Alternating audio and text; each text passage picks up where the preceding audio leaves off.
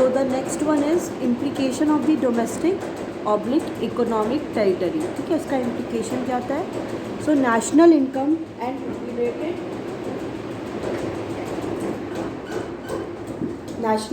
and related aggregates are basically measure of the production activity. ठीक है, जो national income और रिलेटेड एग्रीगेट्स होते हैं वो क्या होते हैं? बेसिकली मेजर करते हैं प्रोडक्शन एक्टिविटी को. There are two categories of the national income aggregate. ठीक है, तो जो नेशनल इनकम एग्रीगेट्स के टू कैटेगरीज होते हैं, क्या क्या होते हैं? Domestic and national. डोमेस्टिक और नेशनल की बात करते हैं, और domestic product and the national product, domestic product, national product. So production activity of the production unit located within the economic territory is domestic product. कि जो भी production activity हो रही है,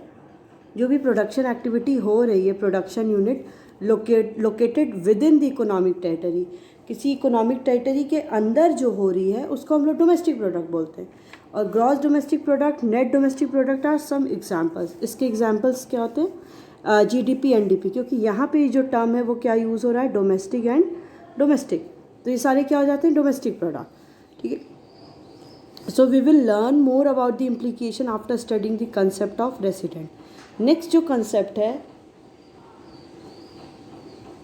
that concept is the normal residents of a country.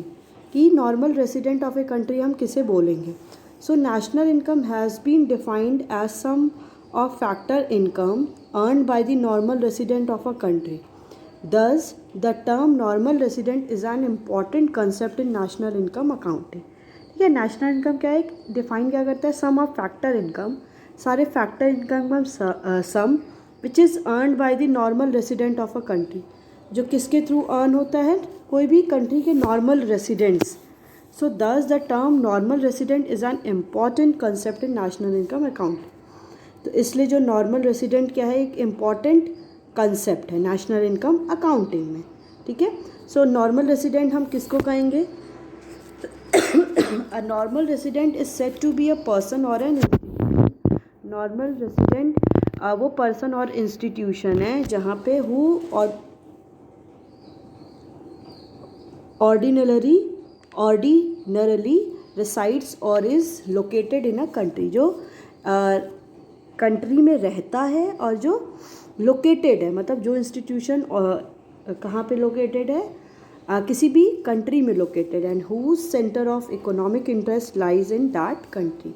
और जिस भी institution का या जिस भी पर्सन का एक इकोनॉमिक इंटरेस्ट, मतलब अर्निंग प्रॉफिट, मतलब earning money not a profit, is related to the that country, जिस कंट्री में वो रह रहा है, तो उसी को हम लोग क्या बोलते हैं? Normal resident. So thus there are two conditions to become a normal resident of a country. कि दो कंडीशन है normal resident of a country बनने के लिए. कि कंट्री का किसको हम लोग बोलेंगे? वो नॉर्मल रेसिडेंट है. तो उसमें है the condition is stay in the country should be more than a year. वो कंट्री में स्टे करे कब? मोर देन अ ईयर, एक ईयर से ज़्यादा. And interest of staying in that country should be economics. और उसका जो भी इंटरेस्ट हो उस कंट्री में रहने का वो भी इकोनॉमिक ही होना चाहिए. ठीक है, the resident carries out the basic economic activities, earning, spending, accumulation from that location. ठीक है, कोई भी रेसिडेंट कैरीज आउट क्या करेगा? बेसिक इकोनॉमिक एक्टिविटीज़ को अर्न करेगा, वहाँ से स्पेंड करेगा और एक्यूमुलेट करेगा, मीन्स सेविंग करेगा फ्रॉम दैट लोकेशन, उस लोकेशन से. So there is basic difference between the term resident and the citizen. कि डिफरेंस किसके बीच का होता है? रेसिडेंट और सिटीजन के बीच का एक डिफरेंस होता है, बहुत smaller. A person is citizen और national of a country in which he is born, और citizenship is allowed on some legal criterion. A person क्या एक सिटीजन है या नेशनल है, कंट्री का पार्ट है कंट्री का, जिसमें जहाँ पे वो बॉर्न हो रहा है. ठीक है, बॉर्न हो रहा है, और citizenship is allowed some legal criterion. या तो उसको वहाँ की सिटीजनशिप मिली हुई है, या तो लीगल अथॉरिटी के थ्रू है, या तो उसके पास क्या है? बेसिकली वहाँ पे वो बॉर्न हुआ है. So a person is treated resident of a country on the basis of economic criterion discussed above. Person क्या है? कंट्री का रेसिडेंट है किस बेसिस पे, इकोनॉमिक क्राइटेरियन जो भी डिस्कस्ड अबव है, या तो वो कंट्री में मोर देन 1 ईयर रहे या तो उसका इकोनॉमिक इंटरेस्ट उस कंट्री में होना चाहिए। A person can be a citizen of a country and normal resident of some country, कि कोई भी पर्सन किसी कंट्री का सिटीजन हो सकता है और ना जो रेसिडेंट है वो किसी और कंट्री का भी हो सकता है। ठीक है, मतलब सिटीजनशिप उसकी कहीं और की है और रह कहीं वो और रहा है। जैसे एग्जांपल देखिए, a large number of Indian national have settled in USA, कि लार्ज नंबर जो इंडियन हैं वो इंडियन नेशनल जो इंडियंस हैं वो कहाँ पे सेटल्ड हैं, यूएसए में, इंग्लैंड में, आर एज रेसिडेंट, वहाँ के वो रेसिडेंट हैं of this country. For India they are non resident Indian, वो इंडिया के लिए क्या है, नॉन रेसिडेंट है, but are Indian nationals, but वो इंडियन के ही नेशनल्स, इंडियन के ही पार्ट है इंडिया के, बट वो रह कहाँ रहे हैं, बाहर रह रहे हैं। तो इनको हम लोग क्या बोलते हैं, इनको हम लोग बोलते हैं कि वो पर्सन क्या है, सिटीजन है कंट्री का और रेसिडेंट है सब अदर कंट्री का। ठीक है, नेक्स्ट टॉपिक है that is implication of the normal residents, कि नॉर्मल रेसिडेंट्स के इम्प्लीकेशंस क्या क्या होंगे। So production activity of the residents of an economic territory is national product. Production activity हो रही है जो भी of a economic territory is national product. Okay, production activity of the resident of an economic territory is a national product, जिसमें GNP NNP are some example, जिसमें gross national product हम लेते हैं, नेट नेशनल प्रोडक्ट लेते हैं, जो उसके some examples हैं। National product includes production activities of the residents irrespective of whether performed within the economic territory और आउटसाइड इट, कि नेशनल प्रोडक्ट इंक्लूड क्या करते हैं, प्रोडक्शन एक्टिविटी रेसिडेंट्स के irrespective of whether perform within the economic territory, या वो अपनी economic जो भी प्रोडक्शन एक्टिविटी वो इकोनॉमिक टेरिटरी में कर रहे हैं या उसके बाहर कर रहे हैं। So in comparison domestic product includes production activity of the production units located in the economic territory, जो भी प्रोडक्शन एक्टिविटी है प्रोडक्शन यूनिट्स की वो located economic territory irrespective whether carried out by the resident, चाहे वो activity residents कर रहे हैं चाहे वो नॉन रेसिडेंट्स कर रहे हैं। तो वो सारे क्या आ जाएंगे, इम्प्लीकेशन हो जाएंगे आपके नॉर्मल रेसिडेंट्स के। नेक्स्ट है आपका examples of the non residents, कि जो भी नॉन रेसिडेंट्स के एग्जाम्पल होंगे वो क्या क्या होंगे। These are called the non resident, इनको हम लोग नॉन रेसिडेंट कहते हैं because these do not fulfil the criterion of centre of economic interest, because ये लोग क्या करते हैं, जो क्राइटेरिया है इकोनॉमिक इंटरेस्ट का उसको वो फुलफिल नहीं करते हैं। जिसमें पहला क्या है, that is international organisation like the World Bank, WHO, IMF are not treated resident of a country. जो भी इंटरनेशनल ऑर्गेनाइजेशन है, कौन कौन से, जैसे आपको वर्ल्ड बैंक है, वर्ल्ड हेल्थ ऑर्गेनाइजेशन है, इंटरनेशनल मॉनिटरी फंड है, वो क्या है, रेसिडेंट ऑफ ए कंट्री नहीं है, ठीक है, but of the international area, क्योंकि इनका जो हेडक्वार्टर है वो क्या है, बाहर है, मतलब कि वॉशिंगटन DC में है ये IMF का, वर्ल्ड बैंक का। So these are non resident organisation for the country in which these are situated. ये क्या है, these are non resident organisation है, मतलब ऑर्गेनाइजेशन ये सारे नॉन रेसिडेंट है, मतलब यहाँ के नहीं है जहाँ पे सिचुएटेड हैं। So employees of the international organisation are the considered resident of a countries to which they belong and not of the international area। Employees जो भी इंटरनेशनल ऑर्गेनाइजेशन के वो कंसिडर्ड क्या होते हैं, कंट्री के रेसिडेंट होते हैं, ठीक है, टू विच दे बिलोंग, जहाँ से वो बिलोंग करते हैं, and not to the international area, वो इंटरनेशनल एरिया के नहीं, वहाँ के जहाँ से वो बिलोंग करते हैं। नेक्स्ट है आपका worker from across the border who crosses border regularly to work in the given country, कि जो भी वर्कर्स हैं जो कोई भी बॉर्डर, कोई भी जोग्राफिकल बाउंड्री को क्रॉस कर रहे हैं, रेगुलरली करते हैं, मतलब फ्रीक्वेंटली वो कर रहे हैं किसी भी वर्क के लिए। So these they are treated as resident of a country, वो कंट्री के रेसिडेंट हैं, where they live and not the resident of a country where they work, वो वहाँ के रेसिडेंट है जहाँ पे वो रहते हैं, ये नहीं कि जहाँ पे वो वर्क कर रहे हैं, ठीक है। नेक्स्ट है फॉरेन विजिटर्स और traveller visiting the given countries for the studies, कि जो भी फॉरेन विजिटर्स हैं, ट्रेवलर्स हैं, वो क्या कर रहे हैं, स्टडीज़ के लिए फॉरेन जा रहे हैं, मतलब फॉरेन के ट्रेवलर्स इंडिया आ रहे हैं या इंडिया के बाहर जा रहे हैं, मेडिकल ट्रीटमेंट के लिए जा रहे हैं, रिक्रिएशन और take part in sports cultural event, या वो कल्चरल इवेंट्स के लिए स्पोर्ट्स के लिए वो बाहर जा रहे हैं. So these are non resident for the country where they are visiting. वहाँ के लिए वो क्या है, नॉन रेसिडेंट है.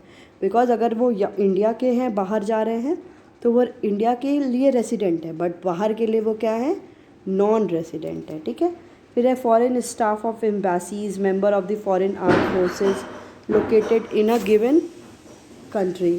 कि फॉरेन के जो स्टाफ हैं, एम्बेसीज के जो स्टाफ हैं, जो आर्म है, आर्मी है, उसके जो मेंबर्स हैं, वो भी क्या है आपके नॉन रेसिडेंट है.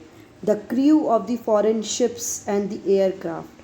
कि जो भी फॉरेन शिप्स के जो हेड होते हैं, सुपरिटेंडेंट एयरक्राफ्ट के, ये सारे भी क्या है, नॉन रेसिडेंट होते हैं. ठीक है. यहाँ पे कुछ एग्जांपल दिया, identify the normal resident of a country. आप इसमें देखिए, an American tourist who stays in India for 2 months. तो ये नॉर्मल रेसिडेंट इंडिया का होगा? नहीं होगा. क्यों? क्योंकि बस 2 months के लिए आया, टूरिस्ट है वो, एक थोड़ा सा घूमने फिरने आया, फिर वो चला जाएगा. फिर American tourist visiting India for a month to see a Commonwealth game. तो ये क्या इंडिया का रेसिडेंट होगा? नहीं होगा, क्योंकि वो एक स्पोर्ट्स के लिए बेसिकली आया है, तो वो यहाँ का इंडिया का रेसिडेंट नहीं होगा. फिर लेते हैं Indians working in USA embassy in India. ठीक है.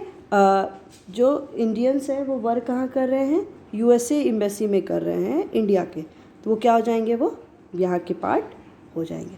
So these all are the some examples of the normal residents of a country or the India. So the next topic that we are going to discuss is the factor cost and the market price. Okay. So while estimating the national income and related aggregates, monetary value of final goods and services can't be estimated in 2 ways, at factor cost, at the market, can be estimated. ठीक है. जब भी हम लोग क्या करेंगे, national income calculate करेंगे और उसके रिलेटेड जो भी एग्रीगेट्स हैं, तो मॉनेटरी वैल्यू जो भी फाइनल गुड्स एंड सर्विसेज की है, कैसे वो एस्टिमेट होगी, 2 ways से, एट द फैक्टर कॉस्ट के थ्रू होगी, और एट मार्केट प्राइस के थ्रू होगी. ठीक है. So firstly we will discuss the factor cost. So factor cost refers to the all factor payment made by the producing unit to the factor of production. Factor cost क्या होता है, सारे factor payments होते हैं किस पे, जो भी कोई भी प्रोड्यूसिंग यूनिट है, कोई भी प्रोड्यूसर है, प्रोड्यूसिंग यूनिट है, जो डिफरेंट फैक्टर्स को क्या किया, उसने हायर किया है. ठीक है. जितने फैक्टर्स को उसने हायर किया है, उस फैक्टर ऑफ प्रोडक्शन को जो भी हायर किया, उस पर जो भी कॉस्ट इनकर हो रहा है, जैसे जो भी कॉस्ट इनकर हो रहा है, जो भी इनको पेमेंट किया जा रहा है, वो होता है फैक्टर पेमेंट. ठीक है. तो ये कौन कौन से डिफरेंट फैक्टर्स ऑफ प्रोडक्शन होते हैं. Factors of production are the land, labour, capital and entrepreneur. Entrepreneur. ठीक है. ये क्या हो गया, आपके फैक्टर्स ऑफ प्रोडक्शन हो गए. अब इन फैक्टर ऑफ प्रोडक्शन पे क्या होगा, फैक्टर पेमेंट मिलेगा. Factor income, factor payment generate होगा. तो लैंड पे क्या मिलेगा, लैंड पे मिलेगा रेंट. लेबर पे मिलेगा, लेबर को मिलेगा क्या, वेजेस. कैपिटल पे मिलेगा आपको इंटरेस्ट, और एंटरप्रेन्योर को क्या मिलेगा, profit. Okay. So these all are rent, wages, interest and profit. These all are the basically the factor cost or the factor payment. Okay. So factor cost refers to the all factor payment made by the producing unit made करता है to the factors of production, जो भी factor of production है, for rendering productive services in the production of goods and services. कि जो भी producing services है,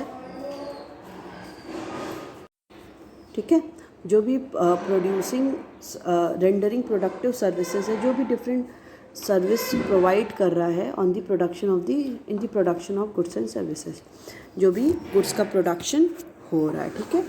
so it is called the factor cost. इसको हम लोग फैक्टर कॉस्ट कहते हैं because it is the cost of the producer firm towards factor of production in the form of rent, wages, interest and profit, ठीक है। ये क्या होता है, इसको फैक्टर कॉस्ट बोलते हैं। क्यों? क्योंकि ये कॉस्ट किसका है, प्रोड्यूसर फर्म का है, मतलब प्रोड्यूसर्स इसको हायर करते हैं toward the factor of production, जो भी फैक्टर्स ऑफ प्रोडक्शन लिए किस फॉर्म में, रेंट किस पे मिलेगा, लैंड पे, वेजेस किस पे मिलेगा, लेबर को मिलेगा, इंटरेस्ट प्रॉफिट एंड इंटरेस्ट पे, इंटरेस्ट होगा आपका कैपिटल, एंड प्रॉफिट किसको मिलेगा, एंटरप्रेन्योर को, ठीक है। तो ये होता है factor of production. So factor of production simply means a cost which is made to the all the factor payment by the producing unit to the factors for the hiring the different factors of production, ठीक है। Next है आपका market price. So market price is the price at which commodity is sold in the market. Market price वो price होता है जिस पे जो भी सारी कमोडिटीज़ हैं वो मार्केट में सोल्ड आउट होती है। जो हम लोग देखते हैं MRP, मैक्सिमम रिटेल प्राइस, जो हम लोग भी कोई भी कमोडिटी को परचेज़ करते हैं उस पर पेमेंट करते हैं सीधे directly when to the market. जब भी हम लोग मार्केट में जाते हैं, वेन एवर वी गो, तो जो भी प्राइस हम लोग पे करते हैं for any commodity, that is called the market price, ठीक है। So it is the price what the buyer pay for the commodity, ठीक है। ये प्राइस होता है जो कोई भी बायर कोई भी कमोडिटी पे कर रहा है। So market price is the sum total of factor cost and NIT। तो मार्केट प्राइस क्या हो गया, मार्केट प्राइस हो गया आपका sum total of factor cost, जितने भी फैक्टर कॉस्ट है प्लस NIT, जो भी NIT लग रहा है, मतलब नेट इनडायरेक्ट टैक्स। तो मार्केट प्राइस क्या होगा, market price is equal two factor cost plus NIT, factor cost plus net indirect tax, okay. So MP equal two factor cost plus NIT। Next है आपका, हाँ, अब बात आती है कि हम लोग फैक्टर कॉस्ट, मार्केट प्राइस में फैक्टर कॉस्ट और NIT को ले रहे हैं, नेट इनडायरेक्ट टैक्स। तो what is NIT? So NIT is the simply the difference between the indirect tax and the subsidies, ठीक है। तो इनडायरेक्ट टैक्स क्या होता है, indirect tax are the those goods and which is imposed on the goods and services during their production, ठीक है। Basically जो भी टैक्सेस लग रहे हैं on goods and services during their production time पे जो भी टैक्सेस लग रहे हैं, that is called indirect tax. That is on manufacturing, कोई भी कमोडिटी मैन्युफैक्चर हो रही है, सेलिंग, ट्रांसपोर्टिंग एक्सेट्रा, और कॉल्ड इनडायरेक्ट टैक्स, ठीक है।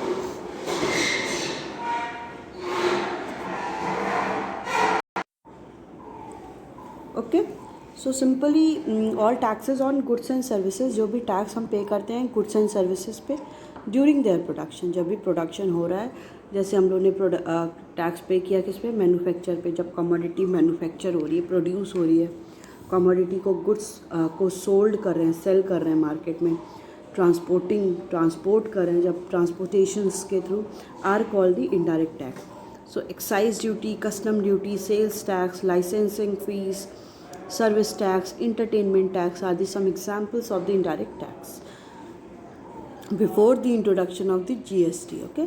ये सारे जो टैक्सेस हैं आपको दिख रहा होगा, सेल्स टैक्स हो गया, सर्विस टैक्स हो गया, एक्साइज ड्यूटी, कस्टम ड्यूटी, ये सारे टैक्स क्या है आपके अलग थे, but after the introduction of the GST, जैसे ही GST 2017 में इंट्रोड्यूस हुआ, सो ये सारे जो टैक्स है वो वन हो गए, मतलब आपको पता होगा one country one nation one tax, sorry. तो मतलब एक नेशन है तो उस पर टैक्स भी एक अलग अलग टैक्स को पे नहीं करना पड़ता है। So these taxes raises the price of the goods and services produce.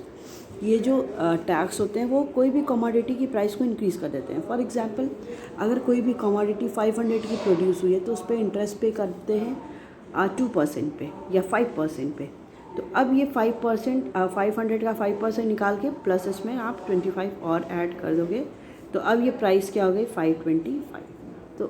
तो by imposing the tax, the it raises the price of the goods and services, ये जो भी गुड्स हैं उनकी प्राइस को इंक्रीज़ कर देती है. So these are called the indirect. ठीक है, ये इनडायरेक्ट होते हैं because burden of these taxes is shifted to the buyers although the responsibility of paying these taxes is on the production unit.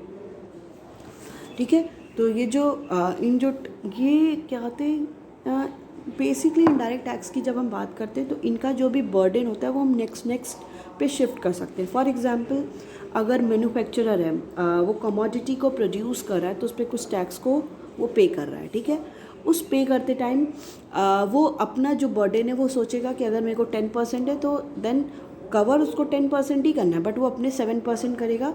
3% वो एक्स्ट्रा होल सेलर पर लगा देगा. अब होल सेलर तो अपना तो टैक्स लेगा ही लेगा, अब वो 3% उसको एक्स्ट्रा पे करना पड़ेगा.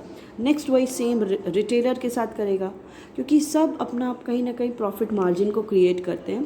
सेम चीज़ पूरा फिर देन होल बर्डन किस पे आ जाएगा, पूरा कंज्यूमर पे आ जाएगा, क्योंकि कंज्यूमर ही क्या होता है, वो डेस्टिनेशन होता है. ठीक है, so because burden of these taxes is shifted to the buyers, जो भी इसका बर्डन है वो बायर्स पे शिफ्ट हो जाता है. So the responsibility of paying this taxes is on production unit. ठीक है, और बट इसकी रिस्पॉन्सिबिलिटी किसकी थी, प्रोडक्शन यूनिट को पे करने की थी, बट वो पूरा प्रेशर किस पे आ गया, प्रोड्यूसर पे आ गया. ठीक है, नेक्स्ट है आपका domestic income and national income. So domestic income is the money value of all the final goods and services produced within the domestic territory of a country during the period of 1 year. ठीक है, domestic income क्या होती है, ये एक money value होती है सारे फाइनल गुड्स एंड सर्विसेज की, जो भी फाइनल गुड्स एंड सर्विसेज हैं produced with in the domestic territory of a country during the period of 1 year की मनी वैल्यू, जो भी फाइनल गुड्स एंड सर्विसेज है उनकी वैल्यू जो कोई भी डोमेस्टिक टेरिटरी कंट्री में प्रोड्यूस्ड हुए किसी भी काउंटिंग ईयर में और 1 ईयर में. So if net factor income earn from abroad resident of a is added to it, it becomes the national income of a country. ठीक है, अगर डोमेस्टिक इनकम में हम लोग NFIA net factor income from abroad क्या कर देते हैं, ऐड कर देते हैं, so it becomes the national income. तो डोमेस्टिक इनकम में क्या मतलब, डोमेस्टिक टेरिटरी के अंदर ही जो कमोडिटी प्रोड्यूस हो रही है उसको लेते हैं. नेशनल इनकम में जब हम लोग क्या करते हैं, जो भी फैक्टर इनकम रिसीव्ड हमें अब्रॉड से हो रही है और जो फैक्टर इनकम हम अब्रॉड को पे कर रहे हैं, इनको हम लोग मर्ज कर देते हैं. तो जब NFI हम कैसे कैलकुलेट करते हैं, net factor income from abroad is equal two factor income received from abroad minus factor income पे टू अब्रॉड. ठीक है, इसके थ्रू हम लोग ने क्या कर दिया, वैल्यू को कैलकुलेट कर लिया. अब डोमेस्टिक इनकम में अगर हम लोग NFIA को क्या कर देंगे, ऐड कर देंगे. जब डोमेस्टिक इनकम में इसको ऐड कर देंगे तो ये क्या बन जाएगा, ये नेशनल इनकम बन जाएगा. So the next topic is domestic income. देखिए टू कंसेप्ट होता है दैट इज़ डोमेस्टिक इनकम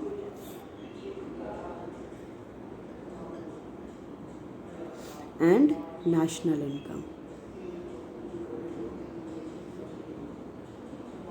ठीक है, domestic income is equal to हो जाता है net domestic product at factor cost, और national income net national product at factor cost. यही दोनों में डिफरेंस है. डोमेस्टिक इनकम मतलब net domestic product at factor cost और national income means NNP at factor cost.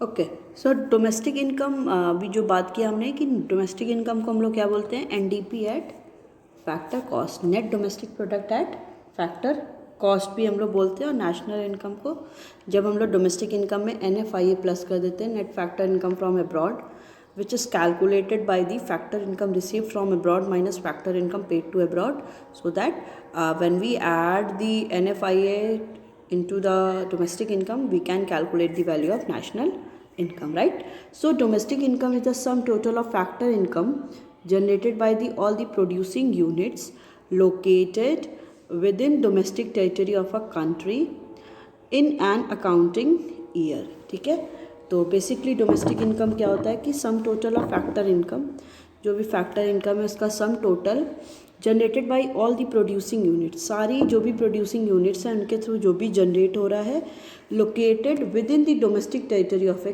Country, जो कहाँ पे लोकेट हो रहा है, domestic territory of a country की domestic territory of a country में जो लोकेट हो रहा है उसको बोलते हैं.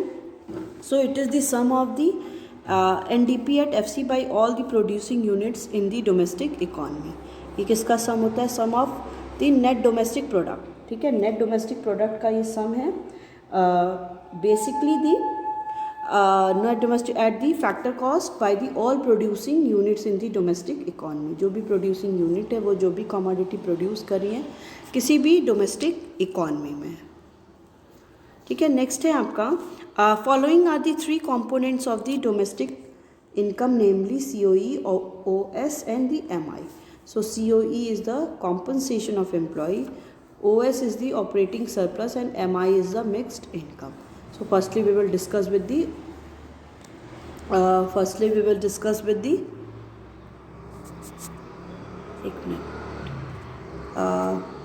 that is compensation of employee, which is shortly known as COE. So it refers to the all monetary and non-monetary benefits which the employees receive directly or indirectly from their employers in return of the rendering productive services.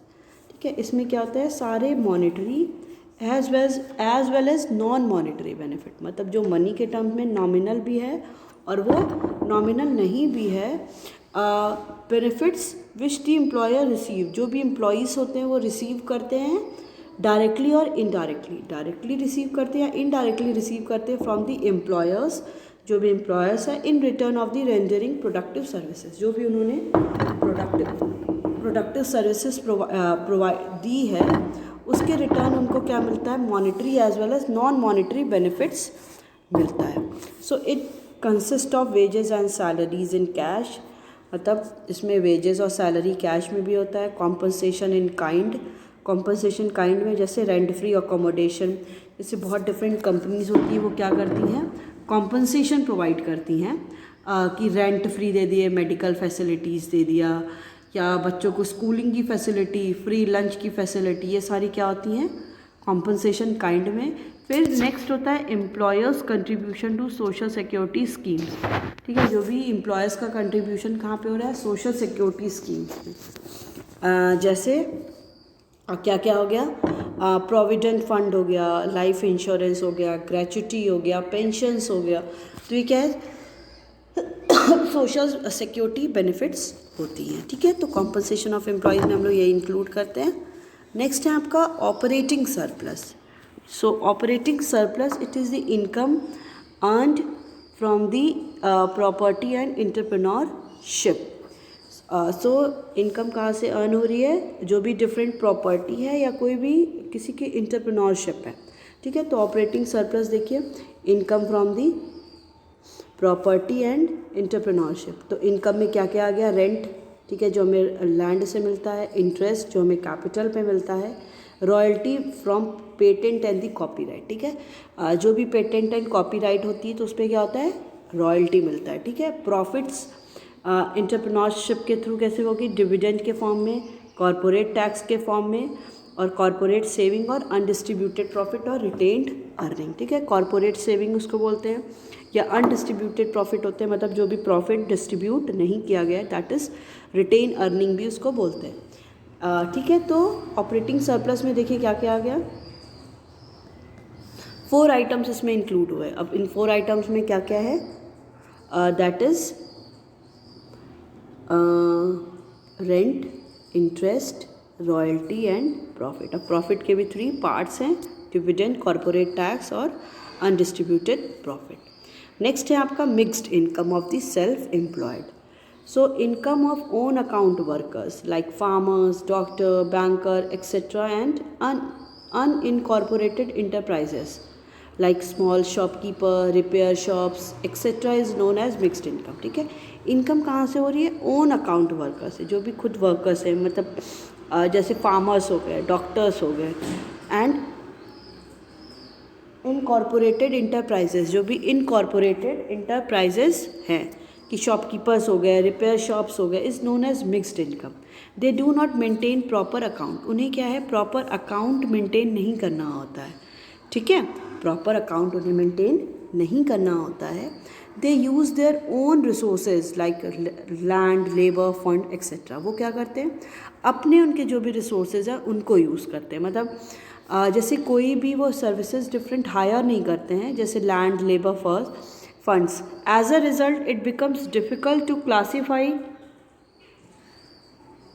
As a result, it becomes difficult to classify their income from among COE and OS। ठीक है, तो उसके result में क्या है कि difficult हो जाता है कि उनकी इनकम COE एंड OS से हो रही है। तो इसलिए हम लोग NDP एट FC में क्या क्या लेते हैं,